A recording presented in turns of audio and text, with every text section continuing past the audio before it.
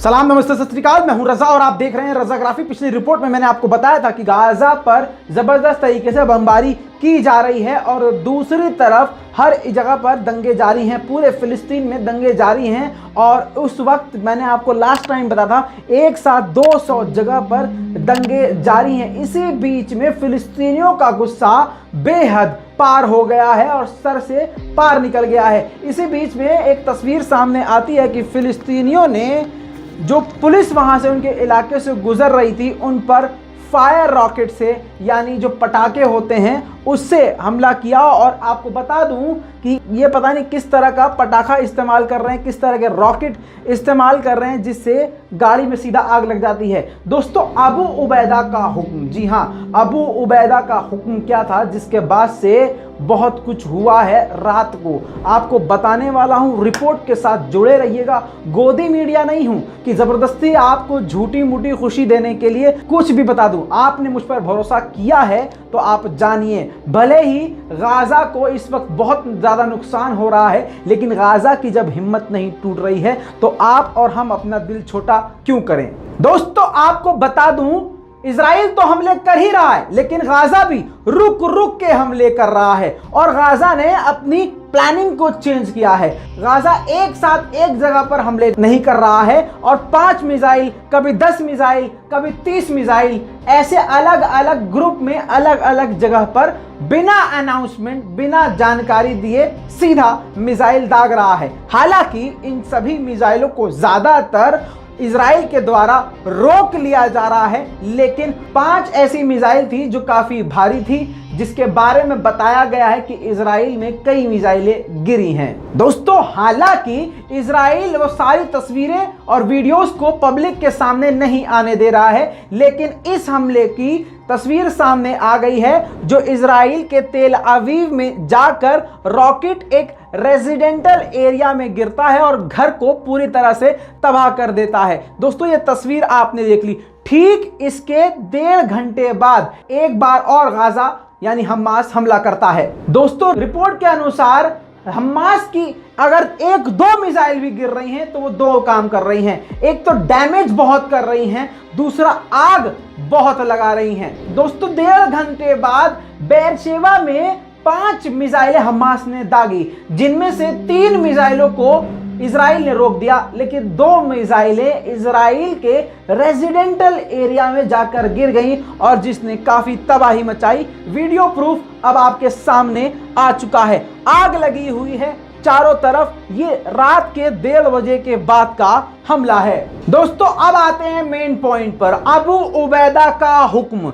अबू उबैदा अल कसाम group के head हैं, जिन्होंने ये बयान जारी किया कि वेस्ट बैंक के जितने भी हमारे चाहने वाले फिलिस्तीनी हैं वो वेस्ट बैंक को आग से भर दें, जैसे मर्जी जो मर्जी करें, आग ही आग कर दें। इसके बाद वहां के लोगों ने जैसे तैसे उनके हाथ में जो भी एक्सप्लोजिव आया उसका इस्तेमाल करते हुए वेस्ट बैंक में आग लगाना शुरू कर दी। दोस्तों, वेस्ट बैंक एक इलाका है, कभी आप लोग इसको कोई एक बैंक ना मान लीजिए, पूरा इलाका है जिसमें बुरी तरह से आग लगाना शुरू कर दिया। मजे की बात इसमें यह है कि आग लगाने के लिए फिलिस्तीनियों ने रॉकेट का, जिन रॉकेटों को हम भारत में इस्तेमाल करते हैं दिवाली के दिन और शब-ए-रात के दिन, वैसे ही पटाखों का और भारी भरकम पटाखों का इस्तेमाल वो कर रहे थे। और न जाने कैसे पटाखे थे कि वो आग ही लगा रहे थे। मतलब दीवार पे चढ़ गया तो दीवार में आग, गाड़ी पे चला गया तो गाड़ी में आग। दोस्तों, अब आप इस वीडियो में देखिएगा कि पटाखा, रॉकेट आप और हम कुछ नहीं मानते, लेकिन पुलिस की गाड़ी पे जब फेंका गया तो क्या हुआ, देखिए। ولعت البلد، ولعت الطور. هاي روح قدام، خوفش زلمه.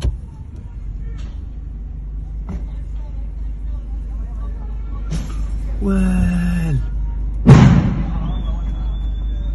خزكوهم.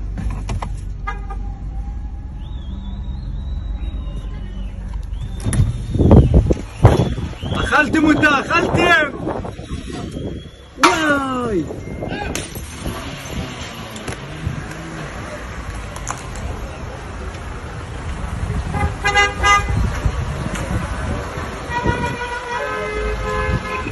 अबू उबैदा के आग लगा देने वाले बयान के बाद जेरूसलम में रहने वाले फिलिस्तीनियों ने भी उन लोगों के घरों पर मिसाइल और रॉकेट, वो वाले मिसाइल रॉकेट नहीं, वो फायरवर्क्स जो होते हैं, पटाखे जो होते हैं, लेकिन अलग तरह के पटाखे, आप खुद वो तस्वीर देखेंगे। आपको बता दूं, फिलिस्तीनियों ने उन लोगों पर, जेविश उन लोगों पर निशाना बनाया जो लोग उनकी जमीन पर जबरदस्ती आकर रह रहे थे और उनके घर को खाली करवा रहे थे। देखिए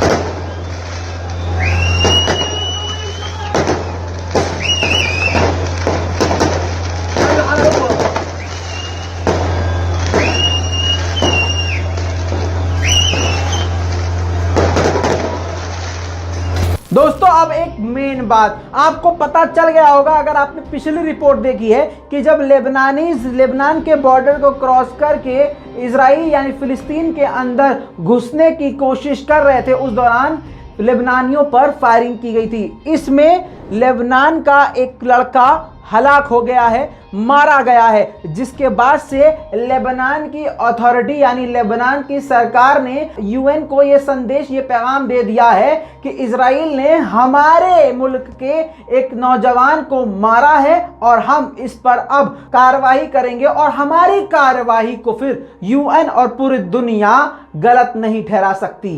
दोस्तों, इसी के साथ इजराइल के हेब्रू मीडिया ने, हेब्रू न्यूज़पेपर ने ये साफ साफ कह दिया है कि हमास तो तभी जीत गया था जब पहली दफा ही उसने 200 मिसाइलें इजराइल पर दाग दी थी। दोस्तों, अब ये रिपोर्ट बनाते बनाते एक नई जानकारी आई है। इजराइल के उम्मुल अल-फहम इलाके में एक बड़ी आग लगी है। मेन बात यह है कि ये नहीं पता चल पाया है और वो तस्वीर अभी तक सामने नहीं आई है कि किस तरह से आग लगी है, लेकिन काफी बड़ी आग इजरायली मीडिया के द्वारा रिपोर्ट की जा रही है। इतना पता चला है जो म्युनिसिपैलिटी बिल्डिंग होती है, उस बिल्डिंग के अंदर इजराइल में आग लगी है, जिसके बाद से वहां भी दंगे शुरू हो गए। दोस्तों, देर रात अबू उबैदा का एक बड़ा बयान आया जिसमें उन्होंने ट्रंप को भी लपेटा। दोस्तों, वो बयान ये था, उन्होंने कहा कि कैसा कमाल का आज का दिन है कि आज का वही दिन है कि जब एक शैतान डोनाल्ड ट्रंप ने तेल अवीव की राजधानी को बदल दिया था, यानी जेरूसलम कर दिया था, और ये उम्मीद करी थी कि हम हार मान जाएंगे। लेकिन कमाल की बात है कि ट्रंप नहीं है और हम आज भी अपने हक के लिए लड़ रहे हैं और लड़ते रहेंगे। आगे उन्होंने ये भी कहा कि वो लोग कमजोर दिमाग के और डरपोक हैं जो ये सोचते हैं कि हम शहादतों से डर जाएंगे या हम पीछे हट जाएंगे। हम किसी भी हाल में झुकेंगे नहीं, पीछे हटेंगे नहीं। दोस्तों, लास्ट अपडेट जब मैं आपको दे रहा हूं तो इस वक्त इजराइल और गाजा के बीच में झड़प जारी है। इजराइल हालांकि बहुत बड़े बड़े अटैक कर रहा है, इतने बड़े अटैक कि आप और हम सोच नहीं सकते। उसके जवाबी कार्रवाई लगातार गाजा कर रहा है, लेकिन गाजा की मिसाइलों को, हमास की मिसाइलों को इजराइल रोक तो ले रहा है, लेकिन कई मिसाइलें गिर रही हैं। इसी बीच में गाजा पट्टी की बिजलियों को गुल कर दिया गया है और तेल अवीव भी डर रहा है, तो तेल अवीव की बिजली को भी इजराइल ने गुल कर दिया है। दोस्तों, ये लास्ट अपडेट है। जल्द लौटूंगा और भी नए अपडेट के साथ। चैनल के साथ जुड़े रहिएगा। आपको सबसे पहले अपडेट मैं इसी तरह से देता आ रहा हूं और देता रहूंगा। जय हिंद।